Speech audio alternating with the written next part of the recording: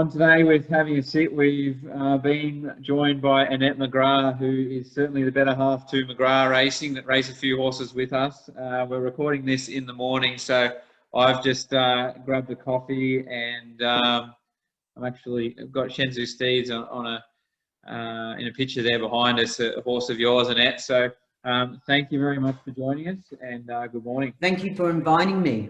I'm actually sticking to the riding instructions, and I've got a Shaw and Smith Sauv Blanc. I know it's early. It's 12 o'clock somewhere, or 5 o'clock somewhere, so don't stress. That's it. How did you become interested in racing, Annette? I grew up in a punting family, so the kitchen radio was always tuned into 3DB, so we could hear the accurate one, Bill Collins. And a family outing was going to the trots on a Saturday night. And if we didn't go to the trots, we would watch the Penthouse Club on TV because they'd cross live to the racing. So it was all about racing. There was names around the house, Roy Higgins, Harry White, Mitch Didman. They were household names in our household. Later in life, we met John and Jill Capellan, who are now good friends, and they were fortunate enough to own Testarossa. And I thought, that's something I need to get into. But I realise now it's not an easy task to find an end tyre that can keep on racing. I've learned the hard ways, Mitch. Yeah, that's for sure. No, it is good to know that. I mean, I suppose I found that interest myself. The races were always on in our family, and you know, hopefully that's happening in other people's houses now. Another segment we do, it's a regular segment, a part of this this week fortnightly Zoom call we do is it's a moment in racing. If you don't laugh, you'll cry. It's a saying I use, and we just wanted to know if there was a moment in racing where you probably had a missed opportunity or something happened and you had to laugh about it. Otherwise, you'd be stuck, sort of upset about it. That's right. You have to laugh. We were offered two canny labs. They looked identical, so much so that the stable staff used to tell me they had to look at the markings to see which was which. One was 18,000, one was 50,000. We said, they look alike. Let's go with the cheaper one. Well, the cheaper one turned out to be Ground Control, who won one race in 29 races. He went from Moroni to Galagodas to Scott Brunton, and that was that. Lovely horse by nature, but couldn't run. The other one, the 50,000, was King Pulse. 5 Group 1s, 1 Group 2, 1 Group 3. Could have been an absolute superstar had he not failed that hailstorm day at Flemington. I think it was after the Newmarket. He fell twice, broke his hip and his shoulder, but wrong choice there. But as they say, you can't tell by a price tag. No, that's it. I mean, I remember that storm that day, and obviously that's a missed opportunity for you, but hopefully we can find one in our stable that lives up to something. I think you have. What do you do with yourself in a regular week, Annette? Okay, I own airport stores that are based in Melbourne, Brisbane and Cairns international airports. Normally I would go from store to store, flying interstate, looking over the stores, buying exciting and new products, and with the border closed, so are our stores. So at the moment, what I'm doing in my daily life is watching racing.com and having a bet like everyone else in isolation. I've even gone to Baden-Baden in Germany. There's some funny races there. But I have to say, congrats to the racing industry that has kept everything ticking along smoothly. It's been a really good effort by everyone in racing. Yeah, I think it's been a real opportunity for people to view the races that wouldn't usually. But, you know, as a business myself, we've been blessed that we've been able to keep going. And you know, we feel for people like you that have had their businesses decimated, and hopefully things can sort of turn around pretty quickly. We'll move along. And what about the major wins on the racetrack? What's sort of tick the boxes there? Okay, we've been pretty fortunate to have a few good horses. One of those, Shenzhou Steeds, up until today, I believe is the only horse that's ever won the Sunshine Coast Guineas and the Caloundra Cup. So that's a very good effort. They call the Sunshine Guineas now, I think, the Winx Guineas. I think it should be Shen's Steeds. But Shen was really good. He won the Sunshine Coast Guineas, followed up the next year with winning the Cloundra Cup and the Ipswich Cup. So it was a very good effort.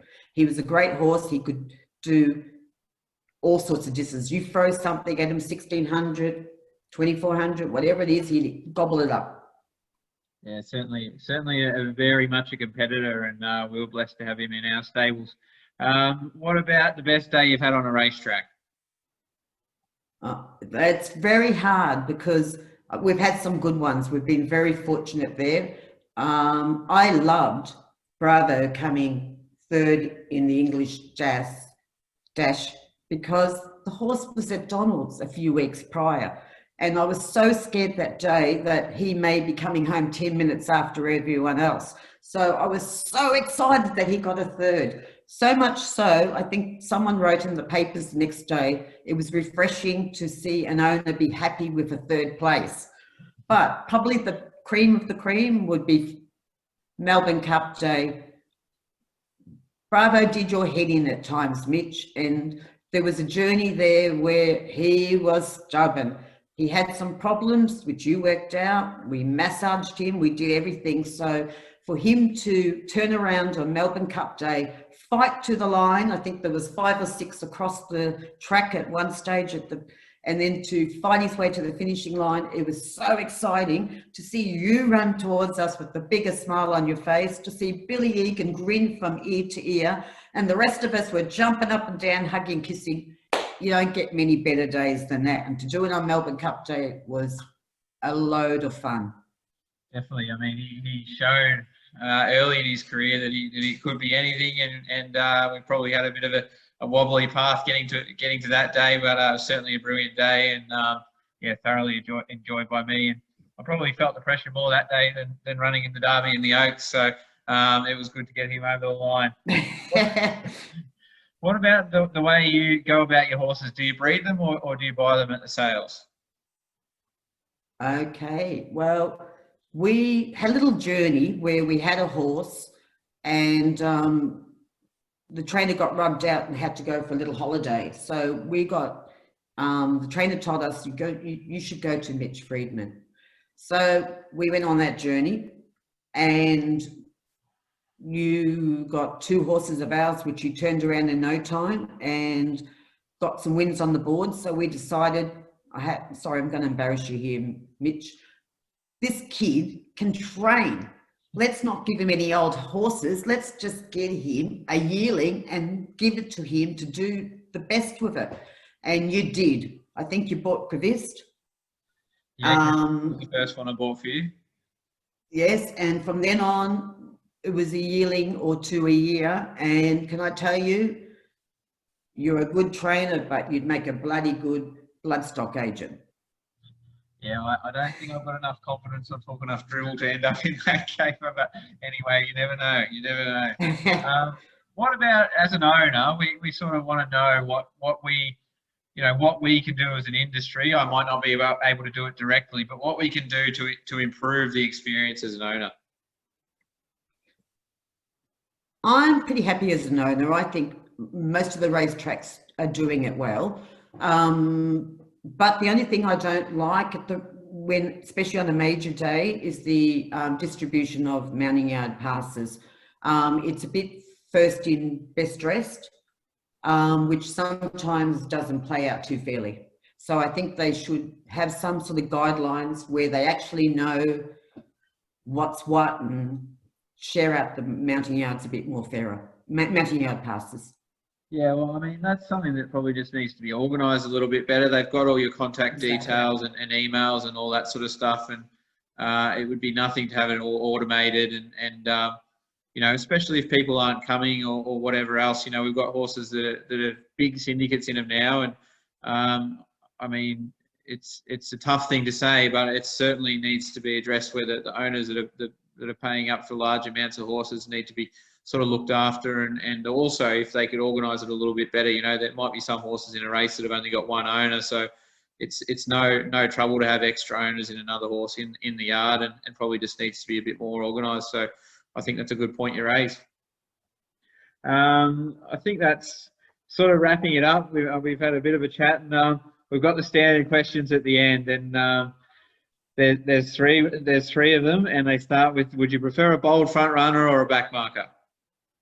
Oh, a bold front runner. Back marker is a very scary word. And what about a palmer or a palmy? Palmer it is. And in your household, does the tomato sauce live in the cupboard or in the fridge? The sauce lives in the fridge, which Michael doesn't like. Oh, well, you have the final say, so that's what we like to hear. Yes. And thanks very much for joining us today, Annette. We really appreciate it. And we look forward to seeing you on a racetrack soon.